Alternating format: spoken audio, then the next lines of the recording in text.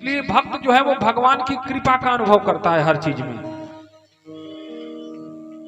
एक राजा था, ध्यान दीजिए, वो शिकार खेलने के लिए जंगल में जा रहा था। तो मंत्री भी साथ में था, सैनिक भी साथ में थे। शिकार का पीछा करते करते वो बीहड़ में चला गया, घनघोर जंगल में। अब घनघोर जंगल में गया तो जाके रास्ता भूल गया हिरण का पीछा करते हुए। सैनिक कहीं और बिछड़ गए, सेना कहीं और बिछड़ गई। अब मंत्री की तो मजबूरी थी कि राजा का साथ छोड़ नहीं सकता था भाई, तो वो राजा के साथ लगा रहा, पर शिकार दिखा नहीं। तो हताशा में राजा एक वृक्ष के नीचे खड़ा हो गया, कहा बताओ इतना पीछे घोड़ा दौड़ाए और हमारे सामने से होकर के हिरण निकल गया। हताशा में उसने अपना हाथ एक जिस वृक्ष के नजदीक खड़ा था उसी पर दे मारा। अब वो वृक्ष था जहरीला, उस वृक्ष का एक कांटा राजा की अंगुली में चुभ गया। अब राजा को मूर्छा आने लगी। मंत्री राजा को लेकर के जल्दी जल्दी वापस लौटा, राज्य वैद्य से इलाज करवाया। तो राज्य वैद्य ने कहा कि भाई ये कोई जहरीला वृक्ष था जो चुभ गया है, उसका असर हो गया है, अगर अंगुली काट दी जाए तो राजा साहब की जान बच सकती है, दूसरा कोई उपाय नहीं है। तो मंत्री ने कहा कि अरे भाई अगर यही बात है, अंगुली नहीं बच सकती तो हम राजा साहब को नहीं खोना चाहते, अंगुली काट दो। तो वैद्य जी के सुझाव पर राजा की अंगुली काट दी गई। अब राजा साहब की मूर्छा खत्म हो गई, होश में आए तो देखे कि एक अंगुलिये नहीं है। पूरा वृतांत वैद्य जी ने बताया तो राजा को तसल्ली हुई। तो मंत्री जब नजदीक आया तो राजा साहब ने पूछा कैसे क्या हुआ, हमको तो कुछ पते नहीं चला। राजा साहब ने मंत्री से पूछा कि कैसे क्या हुआ, हमको तो कुछ पता ही नहीं चला। तो मंत्री ने पूछा मत पूछिए सरकार, क्या जान के करेंगे, अरे भगवान जाने, भगवान जो करते हैं अच्छा करते हैं,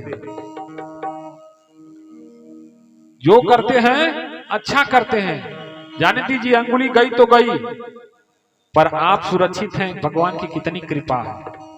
अब राजा को आ गया गुस्सा, कहा अरे हमारी तो अंगुली गई, कह रहा है जो हुआ अच्छा हुआ, भगवान करते हैं अच्छा करते हैं। तो कहा कि भगवान जो करते हैं अच्छा करते हैं। कहा हाँ सरकार, हमने तो देख लिया, अच्छा नहीं करते। मान लीजिए कांटे का जहर पूरे शरीर में फैल गया होता तब हम आपको कहां से पाते। तो कहा ठीक है अच्छा करते हैं, तो भगवान एक काम और कर रहे हैं, तुम जिस नगर में सेनापति के बन के हमारे साथ घूमे हो ना, उस नगर के बाहर बगल वाले नगर में तुमको भिक्षा मांग के जीवन बिताना है, और अगर ऐसा नहीं किए तो गड्ढा खोदवा के तो बोआ देंगे। तो मंत्री ने कहा ठीक है सरकार। तो जितना राजसी परिधान था वो उतारा और झोली लिया, नगर के बाहर निकल गया। अब भिक्षा वृत्ति करने लगा, भिक्षा मांग के वहीं एक झोपड़ी बना के रहने लगा। राजा तो राजा, राज्य कार्य तो राज्य कार्य है, वो तो नियम चलेगा, राजा बदलता रहता है पर कार्य नहीं बदलता। इसलिए इस चक्कर में नहीं पड़ना है, कौन नृप हो हमें कहानी। हम लोग तो जो है वो हैं, कुर्सी जिसको मिलेगी उसको मिलेगी, कि हम लोगों को भी उम्मीद है कुर्सी की। हम लोगों के राम, हम लोगों को भरत जी की तरह राम जी के चरणों का आसरा चाहिए। तो मंत्री तो चला गया वहां, भिक्षा यापन करने लगा। अब राजा फिर शिकार खेलने गए। अब आपकी जब शिकार खेलने गए तो सेनापति तो साथ में था नहीं, तो ये बीहड़ में गए, बस वह जंगल में रहने वाले जो जंगली लोग थे उनको पकड़ लिए, कबीला वाले। अब पकड़ के हाथ पैर बांध दिए, जितना गहना वहना था सब नोच लिए और ले जाके अपने देवता के पास बांध के फेंक दिए। तो जंगली लोग भद्रकाली की, जंगल की जो देवी हैं उनकी पूजा करते हैं। अब ये बेबस होकर रोने लगे प्रार्थना करने की, हे देवी माँ, जीवन में अगर कभी भी हम कुछ अच्छा किए होंगे तो हमको बख्श दीजिएगा। तो उन कबीलाइयों का जो पुजारी था वो आया पूजा करने के लिए। कहा बहुत अच्छी बलि लेके आए हो जी तुम लोग, तो इतना चमक रहा है, लग रहा है अच्छा खुराक इसको मिला है, अच्छा अच्छा स्वादिष्ट पकवान ले आकर रखा गया राजा के सामने। कहा जी भर के खाओ, क्योंकि तुम खाओगे तो इसके बाद देवी तुम्हारा प्रसाद ग्रहण करेंगी। अब सामने पकवान है, राजा के मुंह में कुछ नहीं जा रहा, हाथ पैर बंधा हुआ है।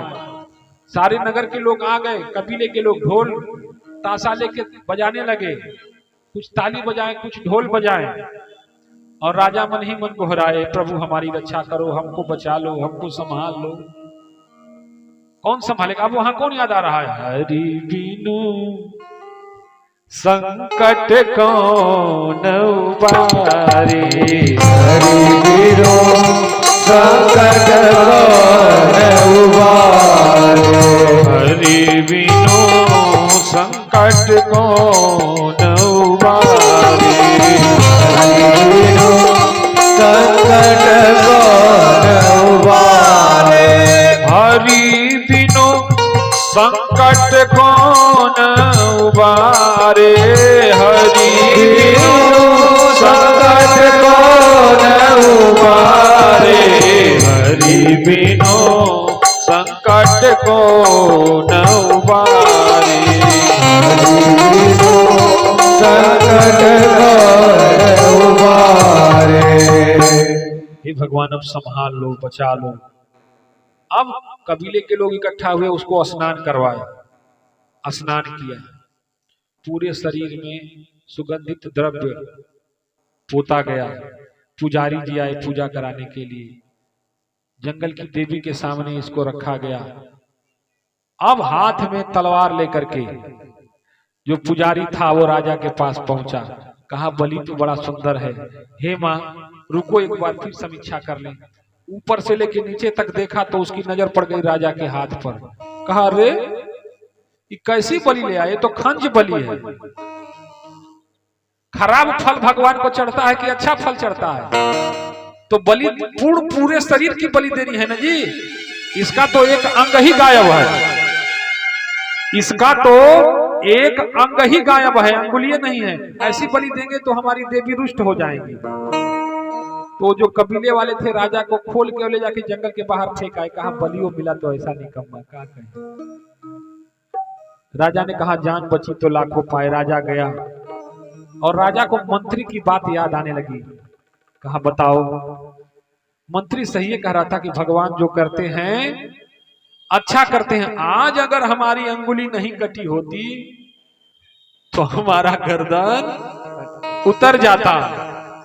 पर यही सोचते सोचते जब वो राजभवन में पहुंचा अपने, तो कहा कि मंत्री से बुला के पूछते हैं। मंत्री सैनिकों को भेज के मंत्री को बुलवाया। कहा सुनो जी, तुम हमको कहे थे कि भगवान जो करते हैं अच्छा करते हैं, ये बात तो आज साबित हो गई।